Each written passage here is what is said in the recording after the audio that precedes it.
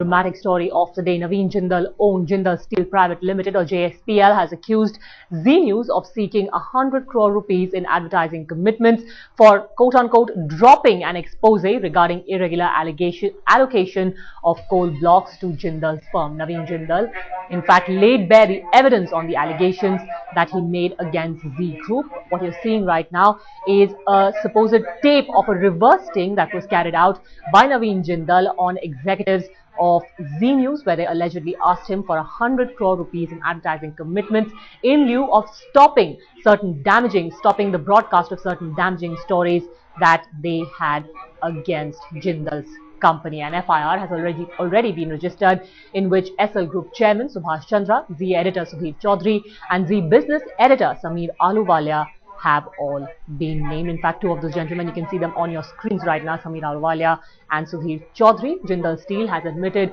audio-video tapes of the conversation with Zee officials to the police as well. Zee Group is facing allegations of extortion, intimidation and defamation by the Jindal Steel Group. Meanwhile, denying Jindal's charge, Zee Group has dismissed talks of reverse sting as merely a pressure tactic by the steel firm.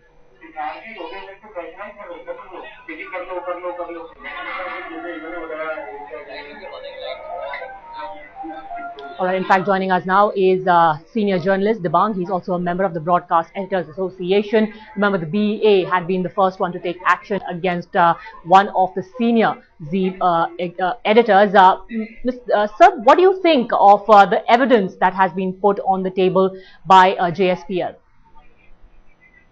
I've seen the tape now and previously also, and I think what is absolutely wrong is that the editors of a news channel, or even for that matter a newspaper or a magazine, should go and meet the corporates at the time when the newspaper or a channel is running a series of expose against companies. So I think that's what seems to have happened here.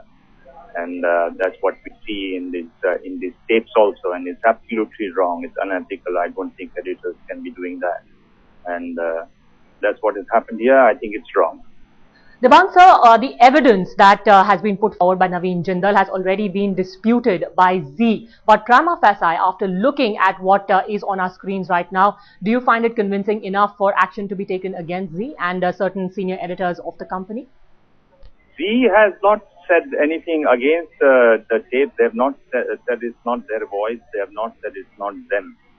So it's not that they have said anything about that. They're saying that they didn't do the tape because they wanted a signed paper from the Jindal Group, whereas the Jindals have paid them because I think Jindal wanted to prove their point.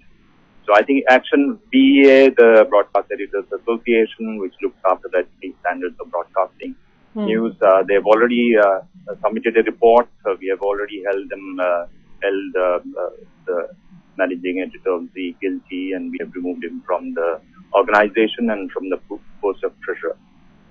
Debang sir, the editors have also said in their defense, as well as the management of Zee, that they in fact held this meeting only to see what kind of offer would Jindal try to make to them, to see if he would try to pressurize them into suppressing the story. Do you find that argument convincing? I was watching the tape, the telecast on almost all the channels in Hindi and English, and the thing is that they had agreed on 20 crores and they went on to make it 100 crores. If they really wanted to do a story, even 1 crore would have done it. So the fact that they were bargaining about the amount, whether it should be 20 or 100, that creates suspicions on what they were trying to do. Because if they really wanted to do a story, they would have done it with 1 crore, saying that the Jindal Steel is trying to pressurize them and asking them to stop the story by paying them 1 crore or 20 crores. I mean, they were haggling about the amount and arguing about the amount. I think that creates suspicion, and that's absolutely not done. No editor should go and meet the corporates when a campaign is on. That was the biggest issue that we have, that I have with this case. Debang sir, I have two final questions to you. My second last question to you is, and it's a sensitive question, because at a time when the media is under so much scrutiny, do you think that this episode will further damage the image, the independence of the media? I think it's a very, very sad incident. It's a very sad day for India's news television. It's a very sad incident. It should not have happened. It will definitely raise questions. And we journalists, all of us, whether they're editors or reporters, we should be above any kind of suspicion, because we have to stand there, out there, and question these politicians and all the others who do all kinds of wrongs. And if there are questions raised against us, that leaves no space for us. That doesn't. Anybody then tomorrow can challenge us and say you are also the same. So we have to be above suspicion. So that way, I think it creates a very bad name for Indian journalism, Indian television journalism. It will take a long time for it to come out of this. And the need is to put this behind us and do stories, more stories, because more stories which are exposes. I think television, the news television in India is taking a turn. We are doing more and more stories. Right. We had lost our way for some time, but now we are coming back to it. Absolutely. In fact, we've continued to do that right here on our channel Headlines today. And remember, it was the Broadcast Editors Association, the BEA, which first took action against the people who are in the dock. Now it is the police which will investigate the entire matter. Thank you very much, Debang, for joining us on this story.